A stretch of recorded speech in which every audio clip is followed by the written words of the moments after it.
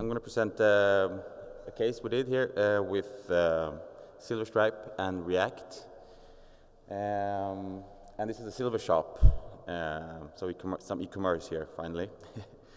So I'm not sure if this is like a horror story or a success story, so we'll see where we end up here. But the case or the project was a client who was an entrepreneur who wanted to make a site called Born This Day, and it's a shop, obviously, then. So what is it? His pitch was, you just want to be able to create a unique poster of the birth of your child that will look great in your home. So that was the pitch, and he said there's one page e-commerce, not that advanced. We'll do a small MVP and launch it as soon as we possibly can. So the idea was, just to understand the concept, was on the top right side, just enter your name, and then the posters that are beneath will populate with the name and date of birth and so on. And then you can buy that poster. But then some other requirements just popped up along the way, and there was that it should be totally international, a lot of sites all over the world, and he wanted automation. He didn't want to be doing anything manually. Everything should go automatically all the way to the mailbox for the customer. And all the users should be user customizable in real time, and multi-currency, of course, and we wanted a progressive web app on top of this, and cheap and fast development. And then I started to really question the project, so I'll get back to that a bit later. So one of the challenges was internationalization. We used Silvershop, and it has gotten better, but it's not top support for multi-languages and multi-domains and multi-locale and multi-currency. So that was something we had to add to those parts, but it went fairly good. And on top of that, they had different payment gateways, depending on which country you were shopping from. And then the automations. The idea was like this. When the order is paid through a third-party service, Stripe or Qliro, which is a Swedish one, we generate a vectorized PDF that can be printed, and then that one is automatically sent to a printing service that then automatically prints it and sends it to a packaging service, which then notifies the customer and sends it.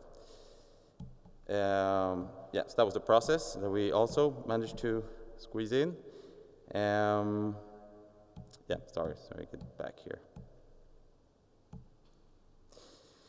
And this was probably the toughest part, because when we started off with MVP, so we used the Silverstripe templates and jQuery and just do a very simple MVP. And mid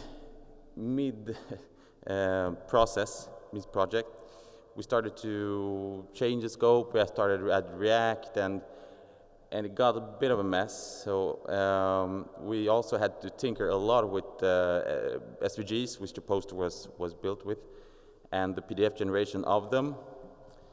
So we also got in some help for Uncle Cheese to help us get this moving. So he helped us, fortunately, so we actually built a lot of the React parts for these posters, which we're very grateful for. So shout out to him. And one of the last challenges here I want to talk about was the cost and process. What we've learned here also, this is why it's a bit of both success and a horror, is that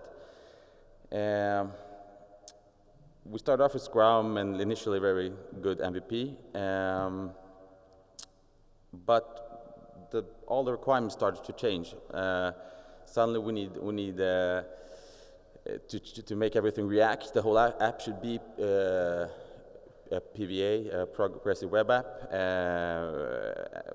but the MVP wasn't. So we said, but you said we shouldn't, and then no, I want it, and then we need to add React, and it all got real messy. And this is my takeaway: is that be tough on this. We weren't that tough, so we have, technologically sense, we have a mixed result. It's like both of words, both of the worlds with React and templating, and so yeah, it's what it is. But it works, and it actually does what's supposed to do. So in that sense, it's pretty good. But it went still over budget, and they have some technical depth that they need to manage in the future as well. So yeah, takeaways. Yeah, technical part. SVG is a pain, and yeah, this is a bit of a challenge that we also experienced. It gets really fast to like a messy place when you use all of these concepts together. So that's why you should have probably MVP. Just do jQuery and do that fast, or go directly to React or whatever. This middle road isn't that great. But automation was actually pretty straightforward. There were a lot of third-party services that we used and worked quite effectively. Yeah, so this is the takeaway. We need always to be mindful and make them sure to know the risk they're taking when they're changing scope and changing requirements. So yeah, that was all. Thank you, Herbert.